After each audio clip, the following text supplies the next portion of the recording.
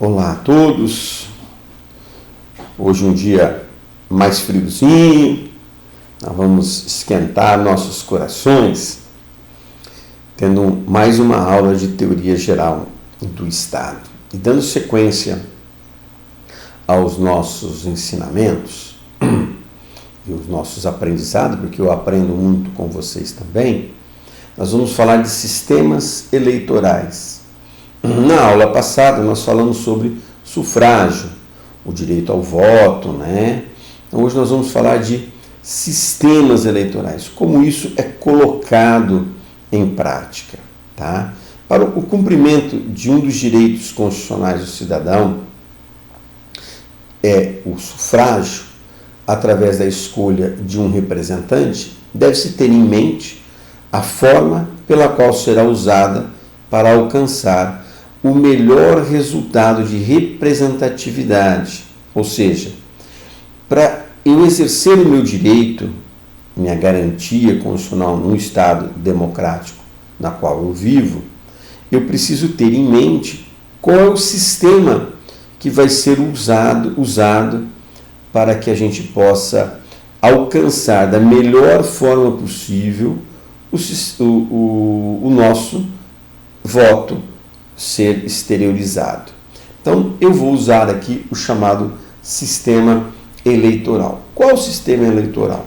O primeiro que a gente tem conhecimento é o chamado representação majoritária. Tá? O que vem a ser isso? É um sistema eleitoral majoritário ou maioritário. O vitorioso é aquele que receber o maior número de votos. Ao ganhador, as batatas, como dizia William Shakespeare, né? Ou seja, aquele que receber maior número de votos é aquele que vai ganhar o pleito. Tá? No Brasil, nós temos o sistema majoritário em prática. Tá?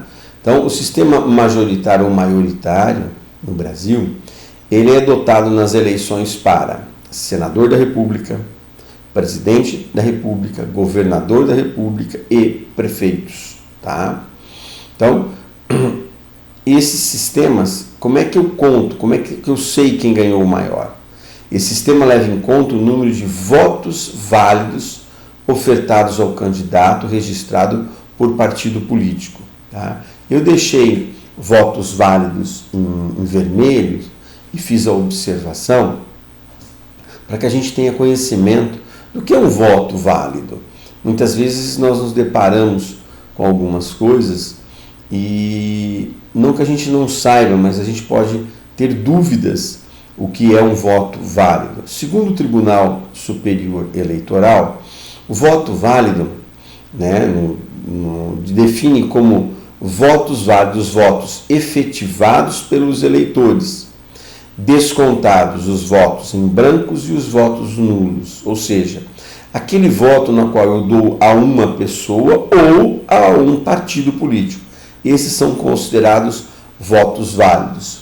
Os demais votos, brancos ou nulos, não são contados para auferir uma cadeira nas casas legislativas, que eu vou explicar um pouquinho mais para frente.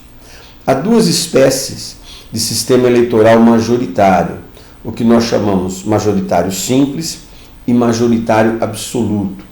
Tá? Essas duas são o seguinte: o simples, o majoritário simples, contempla-se com qualquer maioria de votos, já o absoluto exige que no mínimo a maioria absoluta de votos para considerar o candidato eleito, senão terá que haver o chamado segundo turno de votação.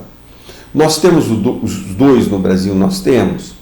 Para senador da República, onde cada estado escolhe 3 senadores, que representam, na verdade, o estado, né?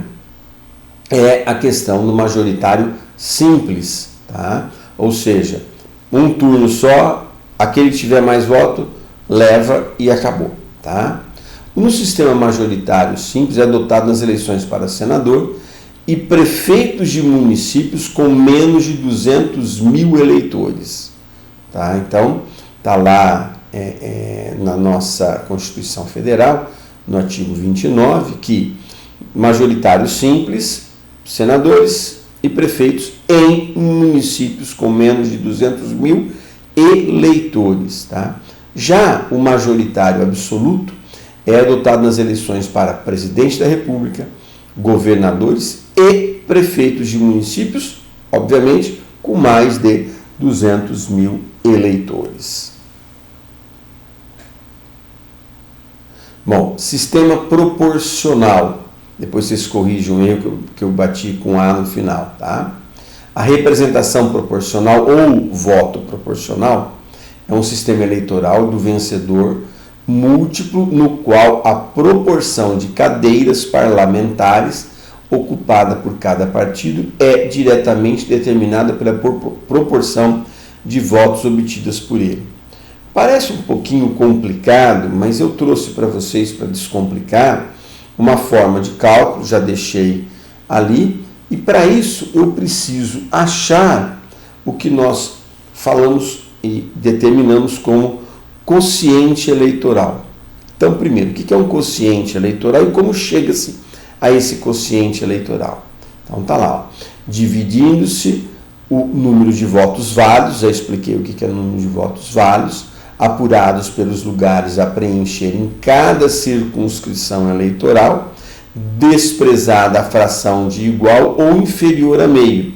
Nós sempre vamos equivaler a 1, se superior. Então, 0,6 eu vou arredondar para 1, sem problema nenhum, está lá no artigo 106 do Código Eleitoral. E eu trouxe para vocês verificarem como é que é feito este cálculo. Tá? Ele é bem simples. Eu pego o número de votos válidos e divido por número de cadeiras. Então, por exemplo, no exemplo dado aqui para vocês, eu tive 100 mil votos válidos e eu tenho 10 cadeiras a serem divididas. Se eu dividir 100 por 10, dão 10 mil votos, ou seja, a cada 10 mil votos, uma cadeira é preenchida. Então, se um candidato obtiver 10 mil votos, a cadeira é dele. Se o partido tiver 30 mil votos, 3 cadeiras são deles, porque eu cato vezes 3, né? 10 mil vezes 3, eu tive 30 mil, eu tenho 3 cadeiras destinadas a ele.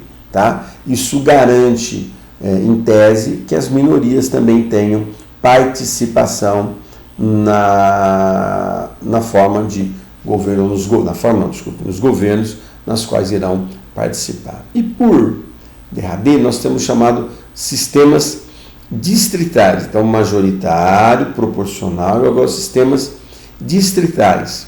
O sistema distrital consiste em dividir a circunscrição eleitoral de um estado ou de um município em um número de distritos que corresponda ao número de vagas em disputa a serem preenchidas. Cada distrito teria os seus candidatos que disputariam a eleição para representá-lo no poder legislativo. Existem pessoas que consideram isso válido, existem pessoas que consideram isso não muito correto por alguns fatores. Tá? Então eu vou trazer para vocês 2 argumentos. Aqueles que defendem o sistema distrital, eles falam que a aplicação do sistema remotaria a ligação entre o representante e o representado, ou seja, haveria uma ligação mais firme entre o representante e o representado, uma proximidade entre os dois, o que facilitaria ao entendimento das pessoas nas quais estariam sendo representadas, né, e os seus pedidos serem mais fáceis de serem atendidos. Tá? Agora, aqueles que falam que está errado, eles dizem o seguinte: 2 fatores seriam importantes, tá? O mando do capital e a exclusão das minorias. Ou seja, para eles entenderiam que havia um problema, que as pessoas mais abastadas monetariamente teriam maior poder de fogo, maior poder de eleição, o que prejudicaria aquele ou aqueles partidos nos quais não tem muita condições monetárias. E segundo, a exclusão das minorias. Por que a exclusão das minorias? Como as minorias são pulverizadas perante todo o Estado, não concentrado em determinadas áreas, prejudicaria a sua representatividade de forma política, o que afastaria elas do governo. Então, os argumentos favoráveis é a aproximação e os argumentos desfavoráveis é de que as minorias deixariam de serem representadas. Existem alguns autores que falam, inclusive, que poderiam ter um sistema misto, né, onde as minorias poderiam votar em todo o Estado, né, para a eleição de um dos seus representantes. Mas isso são questões de discussões.